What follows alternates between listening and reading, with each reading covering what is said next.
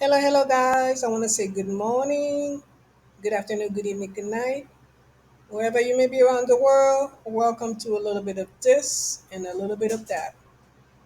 Today I want to talk about the Haiti and the gangs that have taken over the country.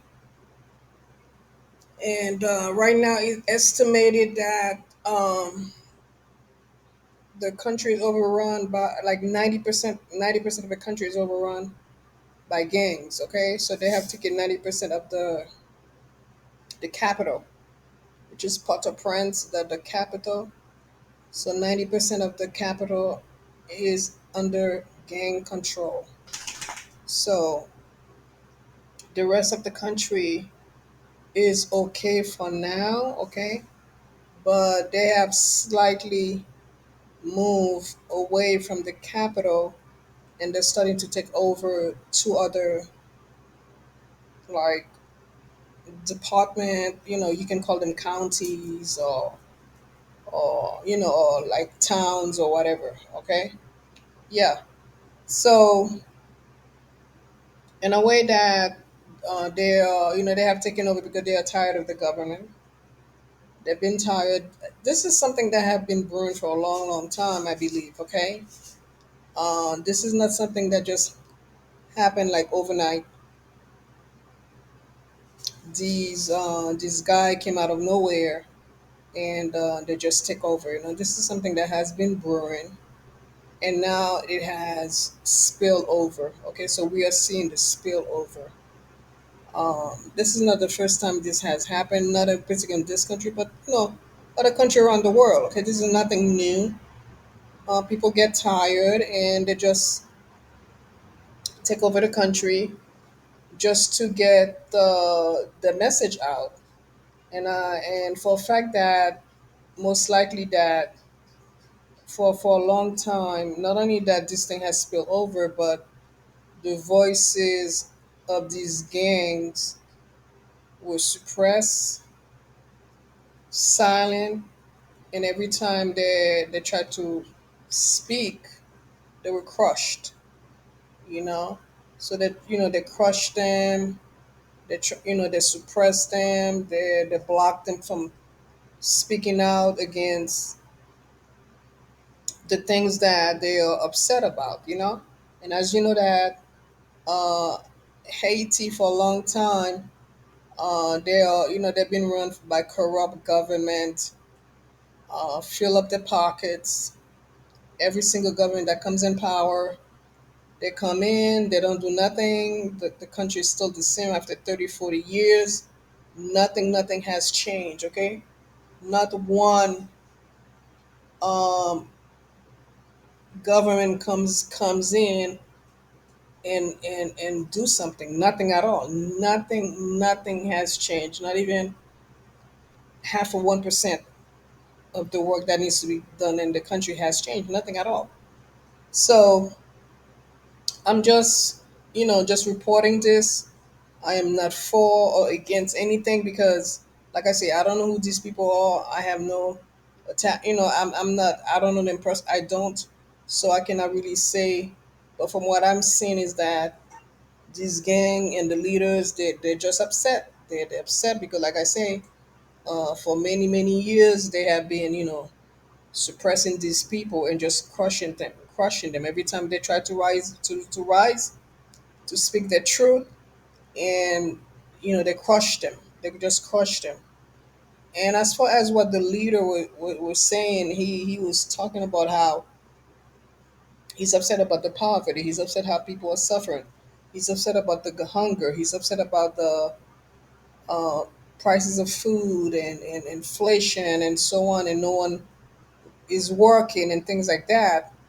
So that part I can understand because if you have a country where over 50% of the population are young, remember that during the earthquake, a lot of these young people, parents, family passed away. So basically, right now, this is why in that island, you mainly see a lot of most of the population they're young. They're young, and this is what happened. And they're also recruiting kids as well into these gang stuff. Okay, but what I say is what a shame for every government president that comes in, fill up their pockets, and they send the money overseas, and they go once they get rid of them or they leave, they go overseas and enjoy their new homes and whatever, and so be the population. Anyway, I have a video from a news station I want you guys to listen to, and I'll see you guys on the other side. The Trump administration's crackdown on immigration and foreign aid has many Haitians facing an uncertain future. Hundreds of thousands living in the U.S. under asylum may soon be sent back to a country in chaos. Chuck Holton talks with a gang leader that some say holds the keys to Haiti's future. With gangs controlling 80% of the capital, Haiti remains in crisis. Millions here have no food or shelter, and violence is rampant. It's this desperation that forced so many to flee to start a new life in the United States. That life could soon be turned upside down with the Trump administration shutting down foreign aid and deporting illegal immigrants back to their home countries. We have seen the number tripled to over 1 million people who have now been displaced because of gang violence in Haiti. This is a really troubling number. Many question why Haiti seems to be mired in dire straits, especially after receiving billions in foreign aid for decades. If money was a problem in Haiti, it would have been fixed now. But unfortunately, the political sphere in the country and the business community have been using their influence and their affluence to create the mess that we have in the country. Rampant corruption squandered most of it, and one man is seeking to help end that cycle. Nobody gets to walk through this neighborhood. There are armed gang members all up and down these streets. This is a red zone, they call it. This is not open to even vehicular traffic. Normal private cars don't come down here because they'll get shot. And we're having a real opportunity today to tour these streets with the man who is in charge of this neighborhood, Jimmy Cherizier. Once a police officer, Cherizier now leads a coalition called Vivant Ensemble, controlling much of Port-au-Prince. He's accused of brutal violence, earning him the infamous nickname Barbecue Cherizier. But he calls that a distortion. My mother was a street vendor. She used to sell cooked food on the street. So I bear the name Jimmy Barbecue because my mother used to sell barbecue. Now that the system wants to destroy my character, so they use it and put a tag on it saying that, pretending that I'm the one who is burning people. I wanted the whole world to know that that has nothing to do with to see with truth. Cherizier says he's not looking to take control of the country for himself, though he's often called the most powerful person in Haiti. Human rights groups accuse him of mass killings and intimidation, claims he denies. It's not on my mind to become president.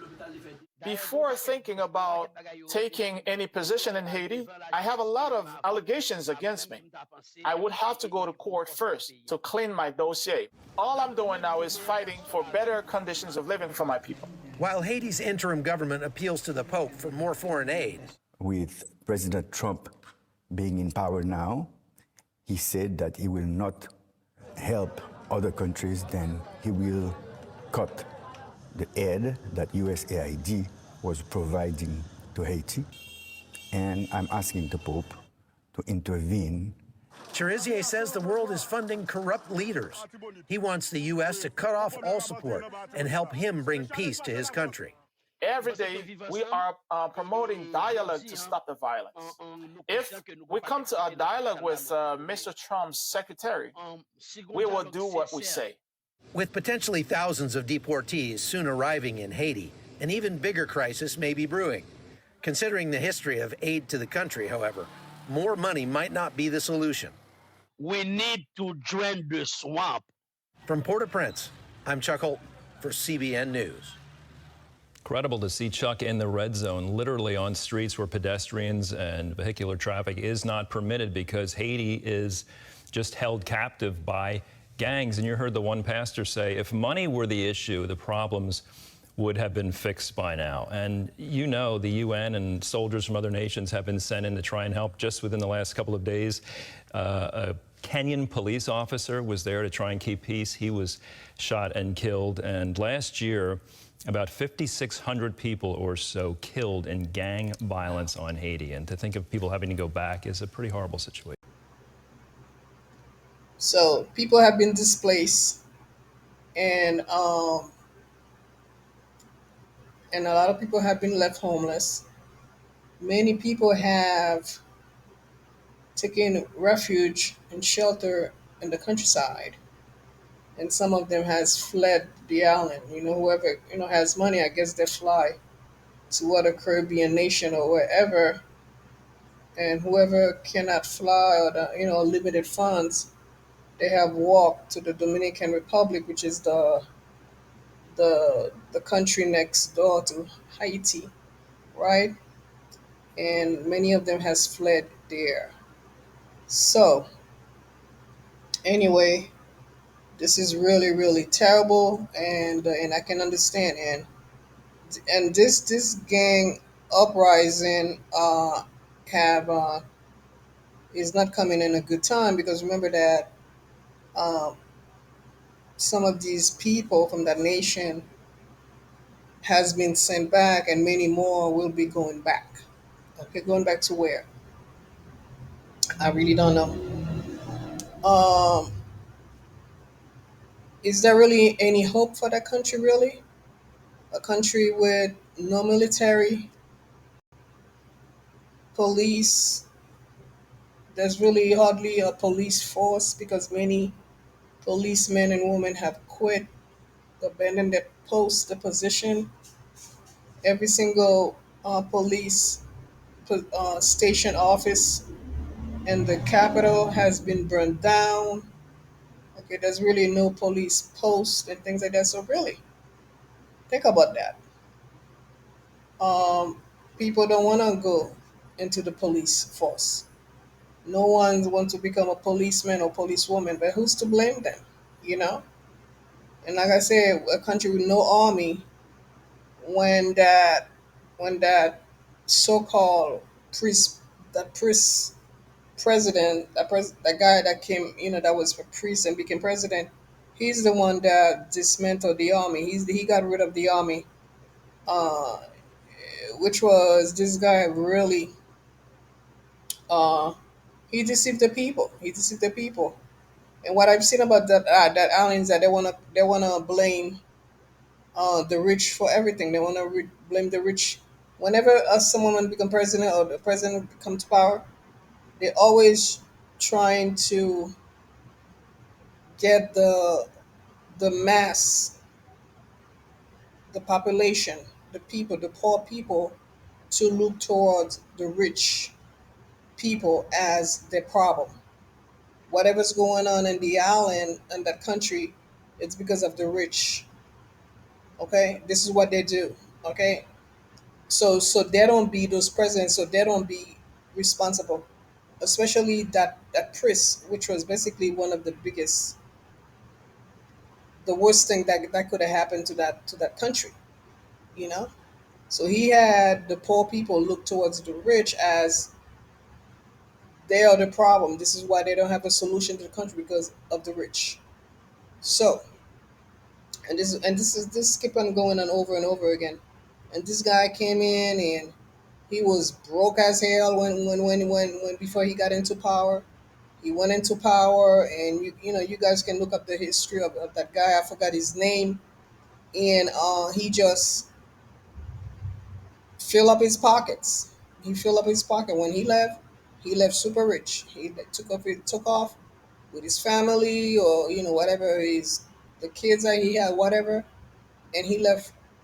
Just, yeah, that guy from the Catholic Church. I forgot his name. So anyway, guys, this is all I have to say about that. And is there any hope for that country? Um, Really, I don't see it really any hope, unless God speaks unto that land. God speaks to that country. God speaks for that for that island. To be honest with you, okay. because chaos has broken out, and like I said, the milk has been spilled over, and it's gonna be very hard to get that milk, which is all over the place, back into the cup, back into the pot, wherever that's it's gonna be very difficult. Anyway, guys, thanks for stopping by. Thanks for listening. And don't forget to, if you like the video, don't forget to like the video, subscribe, and comment below. Okay, and look out for more videos about Haiti. There'll be more videos about that island, and I'll keep you guys updated on whatever that's going on there. Talk to you soon, guys. Bye.